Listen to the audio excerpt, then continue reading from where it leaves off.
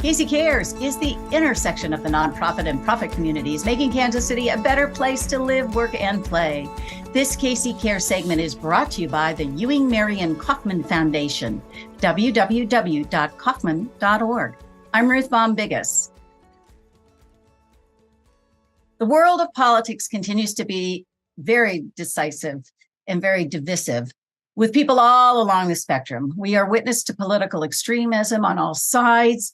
It was the rise of extremism that motivated three people, a rabbi, a Kansas legislator, and a nonprofit professional, to found the Mainstream Coalition, focused primarily on the separation of church and state issues.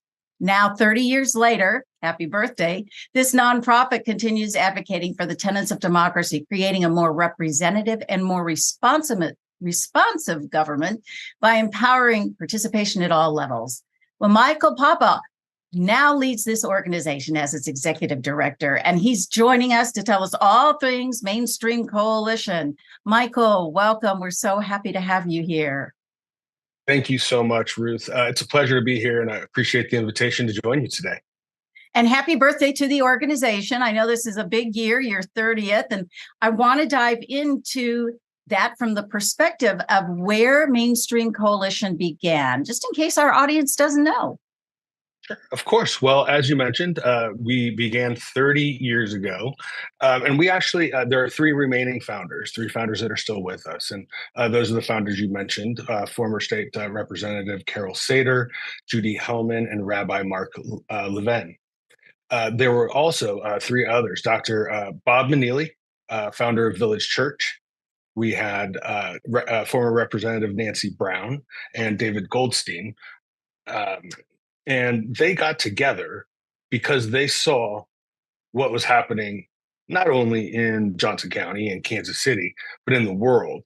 And as I looked back in our archives and in all of the, the video and the information that we have about our founding and throughout the years, Dr. Bob's sermon that was credited with kicking off Mainstream, if you took out topical references, you would think that Mainstream started today, because the same thing is going on. We have the religious right, then the religious right, the moral majority, just under a different name. We have stealth candidates who aren't so stealth anymore, that are running for offices to dismantle the systems. And that's why they came together, primarily to fight the encroachment of religion into government. And that has spread throughout, our lives and different political issues and social issues. What I think is so interesting, and I'll give away my age, I remember when they all came together, and please, my apologies for not mentioning the three that have passed, is how kind of brave they were. I mean, this was not something that you just go stand on the street corner, and the motivation to do it, because they were all very busy people. Oh, extremely busy. They were courageous. They had, some foresight, as you mentioned, and I am in awe of what they created. Each one of the founders that I interviewed for our recent gala, when I talk to them, when they interact with the organization still, all three of them say, I never thought Mainstream would still be around today. I thought we would come together, do what we needed to do, make the world a better place, and then happily Mainstream, would dissolve. But for better or worse, probably better, because we need Mainstream more now than ever. Mainstream is still around, and we are still fighting extremism in Kansas, which is exactly what our founders intended. Why a nonprofit, though? Why did they go that direction rather than, just rallying people? Let's, storm Topeka and talk with legislators. Why an organization, and a nonprofit organization at that? Sure. Well, I think, our like I said, our founders had some foresight, and they knew Mainstream would be around for a bit. I think that a nonprofit was probably the most sustainable model that they knew. Remember, we had two religious leaders, two faith leaders. We had two individuals, Judy Hellman and David Goldstein, who were the backbone of the JCRB AJC at the time. So they were very familiar with the nonprofit structure.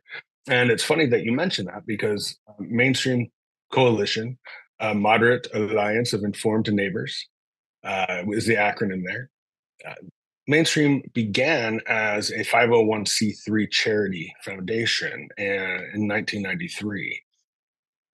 4 years later, they did realize that they needed to be more politically active and not just focus on education and civic engagement. So they founded a C4.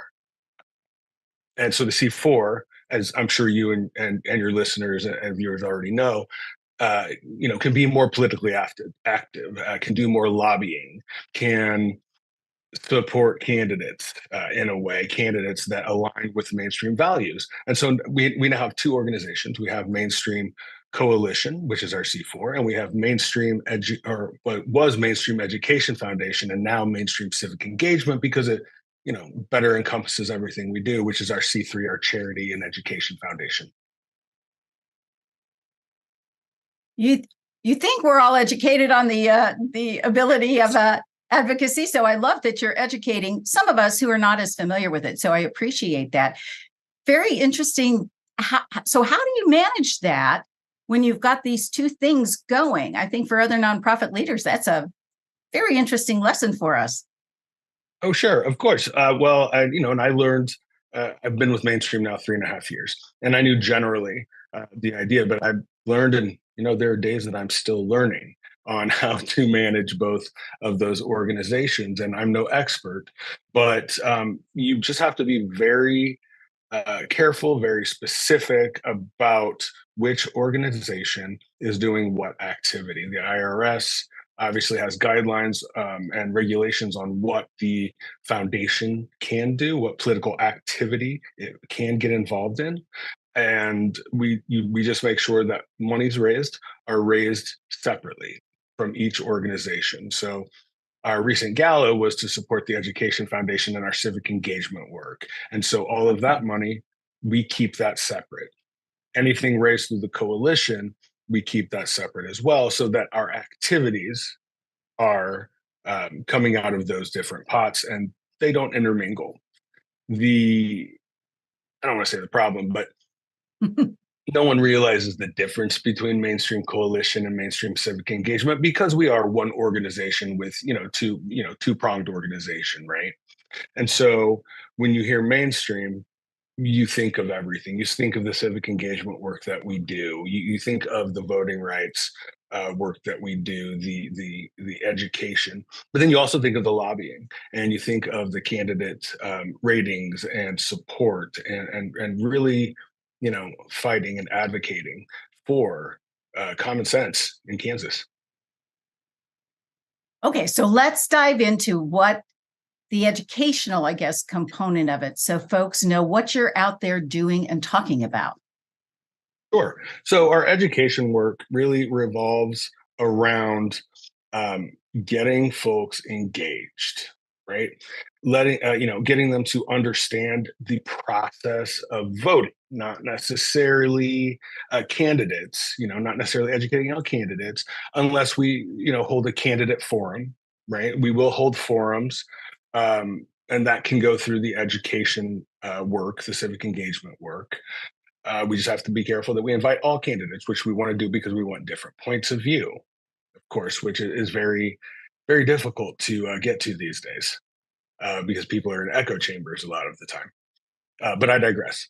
A lot of what we do as the Education Foundation, the Civic Engagement Foundation, is building local leadership, and building platforms, if you will, for people to learn how to better self advocate.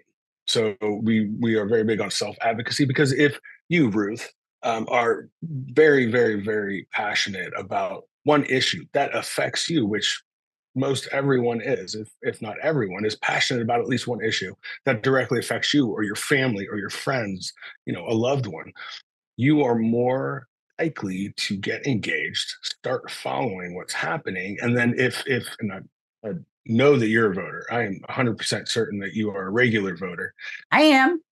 right? But if someone is not a regular voter or they haven't voted before for whatever reason, then they're more likely, once they're civically engaged, to vote, to get their family and friends to vote. Maybe take the next step and run for local office, and then the next step, because that's that doesn't always happen, and that's fine, right? Not everyone can run for office. However, if you're civically engaged and you are paying attention as much as you can, and mainstream can fill in those gaps for you, then you're going to help your community and yourself.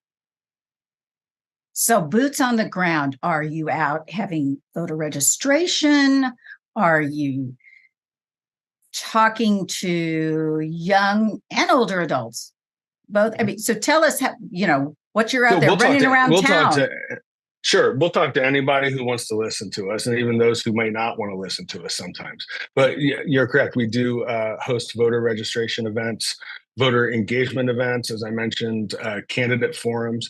A lot of what we do on the educational front are with our partners, because I mentioned at our gala that not one person can't do everything, but everybody can do at least something, or everybody can do one thing. And so when you have all of these partners that come together, you're more powerful.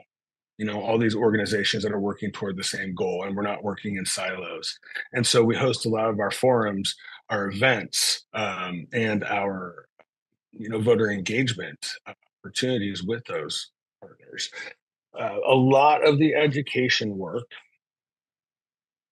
is educating on issues as well, especially during the legislative session, because it's very difficult to find information about bills. If you find that information about bills, if you're not familiar with the website, with the Kansas legislative website, then it's really hard to read those bills. So, Yeah. Right, a lot of what we do is kind of deconstruct that for people so they understand what the bill does. On the coalition side, we'll then take that a step further and we'll say, here's our position on this, right? Here's where we want your position to be, because we believe it is best for our communities. And here's how to advocate for that position. So a lot of education, even a lot of advocacy wrapped up in the legislative session, January through April, beginning of May, is in the State House. It's calls to action for our members and our supporters to get involved, give testimony, either online, written, or in person at the State House. And then speaking with legislators and other advocates that are around to either, unfortunately, have to stop bad legislation, but then also, hopefully get some proactive legislation passed, and that would be the C4 work. Would you define mainstream as a partisan organization, nonpartisan? Not at all partisan. We were founded as a nonpartisan organization. We were founded as a bipartisan organization. We had Republicans and Democrats coming together. I think that's another thing that's so powerful about our beginning, especially in that time when the world was so divided. And I say that, as I fully understand that we are so divided now again. But we had people from different political leanings, different political parties coming together toward a common goal. And that's where mainstream, moderate alliance of informed neighbors came from. And so we are nonpartisan to this day. We will work with whomever comes to the table. Well, that's wonderful. That's a change, a breath air, a fresh air, I should say. Should go to Washington. But it sounds like you're really focused on the Kansas side. Do you do anything Missouri, or is it really, I think that's probably where the founders started, but. Yes. So the founders started in Johnson County.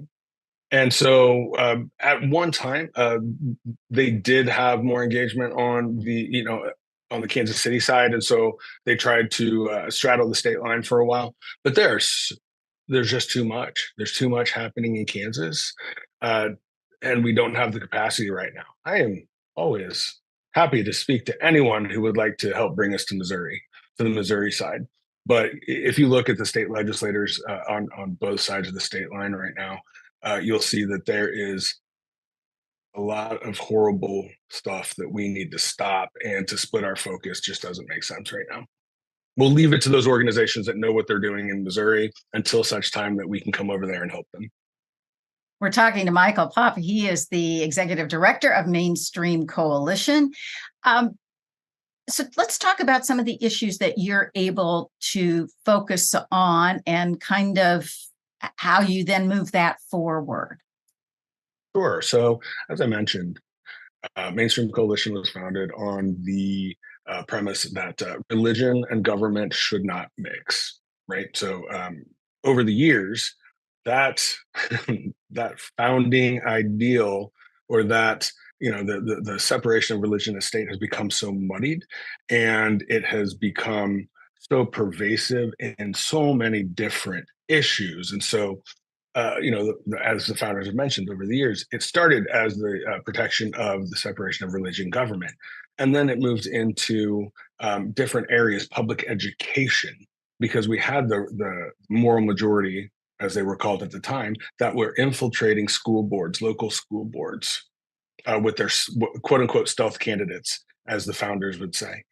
And then we moved into women's reproductive rights and equality for the LGBTQ community.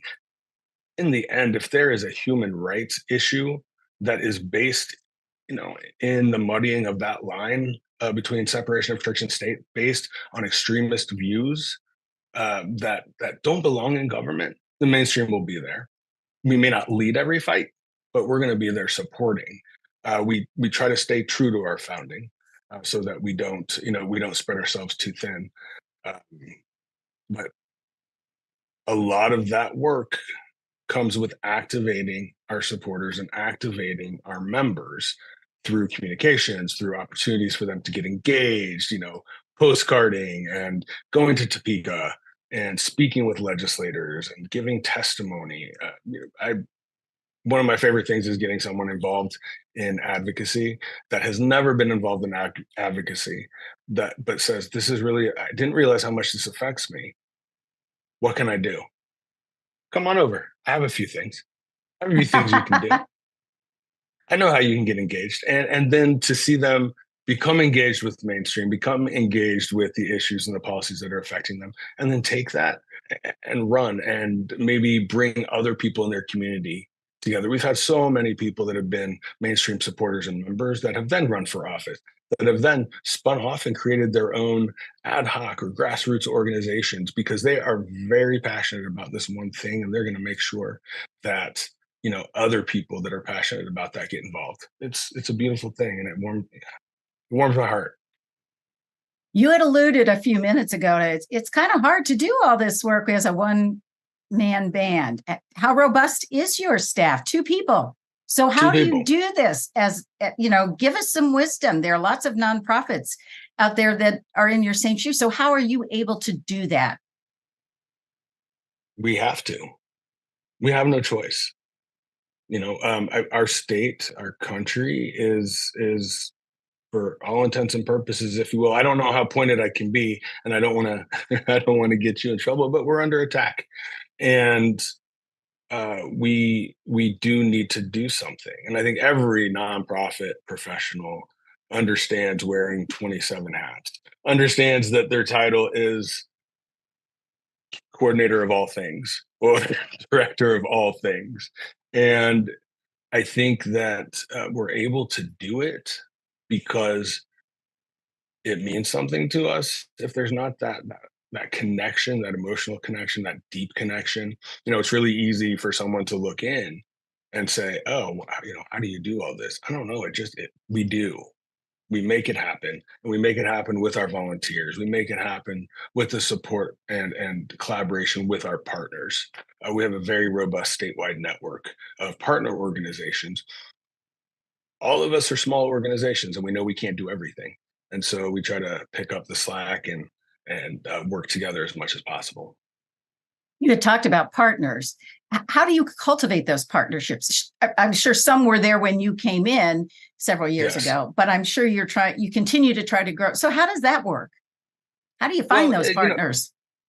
I mentioned earlier as well that, sometimes people just stumble in, or partners just stumble in, right? Because something has affected them and they understand now, or they have an inkling or feeling that something needs to be done. And so in the past 3.5 years, there have been a handful of grassroots organizations that have popped up through being involved with mainstream or another organization.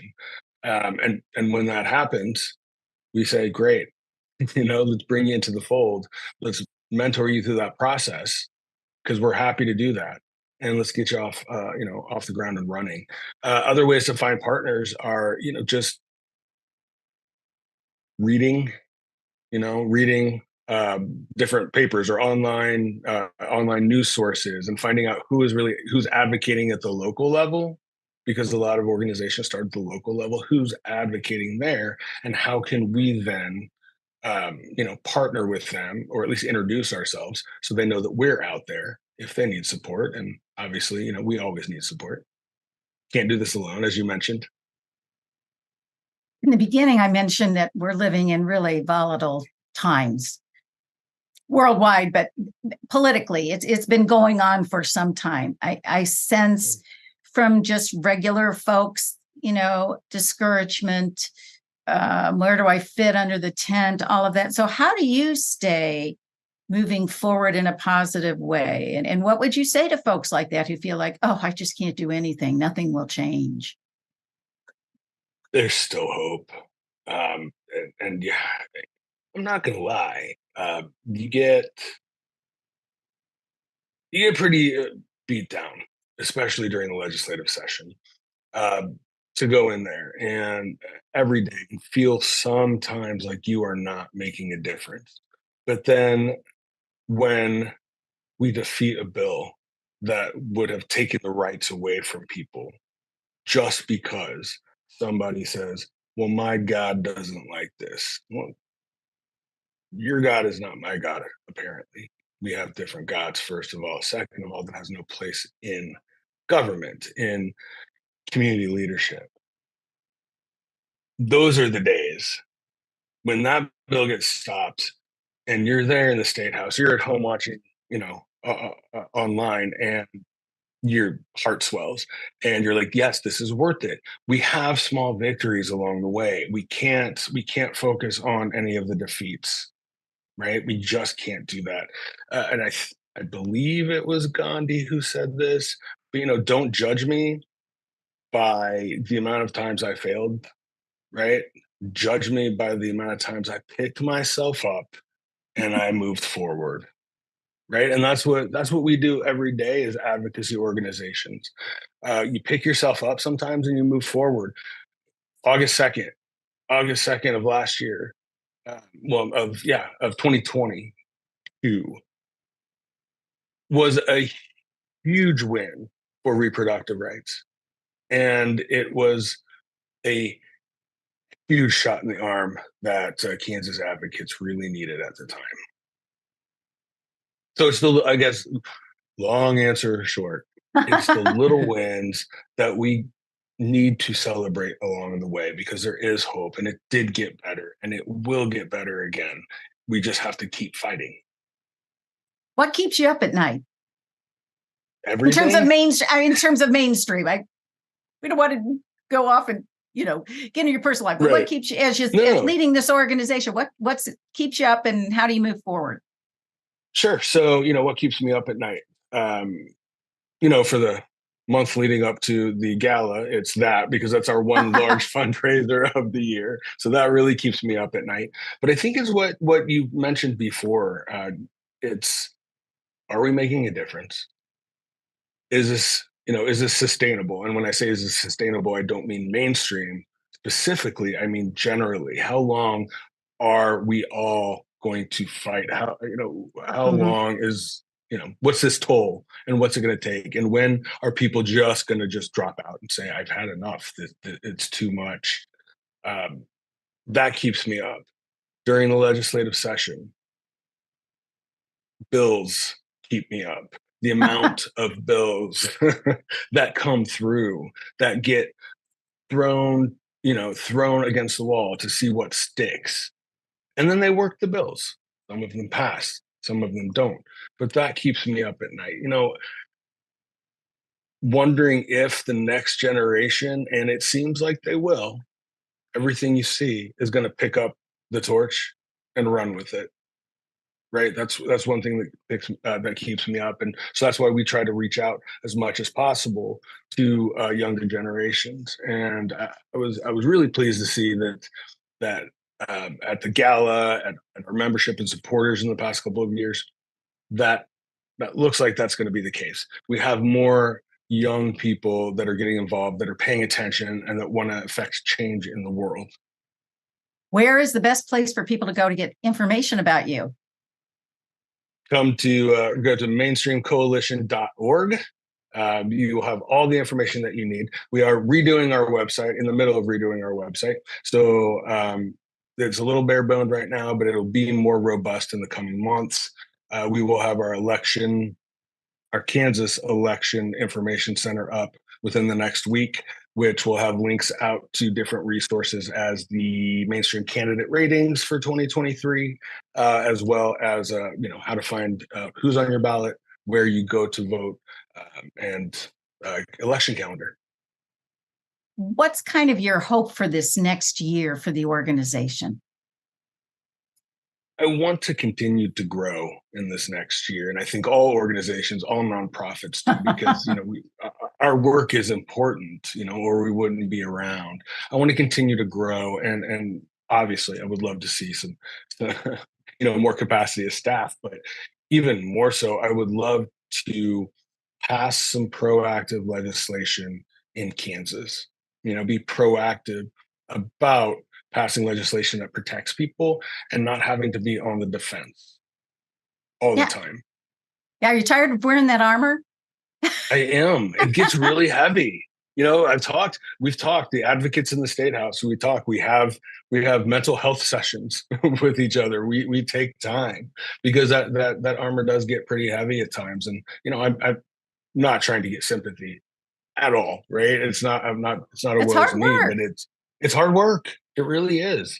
And you have to be really passionate to keep going. And I'm just very lucky to be able to surround myself with very passionate individuals, supporters, co-workers, and partners.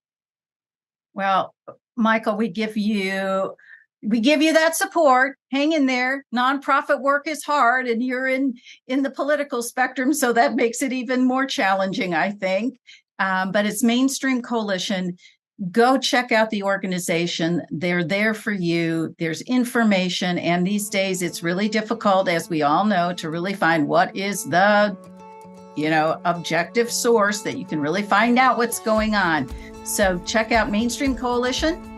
Michael, thank you. We wish you the very best. Thank you, Ruth. Thank you for joining us for KC Cares, Kansas City's nonprofit voice. We're produced by Charitable Communications, also a nonprofit. This KC Cares segment was brought to you by the Ewing Marion Kaufman Foundation, www.kaufman.org. If you'd like to be a guest on KC Cares, visit our website, kccaresonline.org, and spread the love. You can find us on Facebook and Twitter at KC Cares Radio, and on Instagram on KC Cares Online. Don't forget, you can catch us Saturday mornings at 8 a.m. on ESPN 1510 AM and 94.5 FM. Thank you for joining us for KC Cares.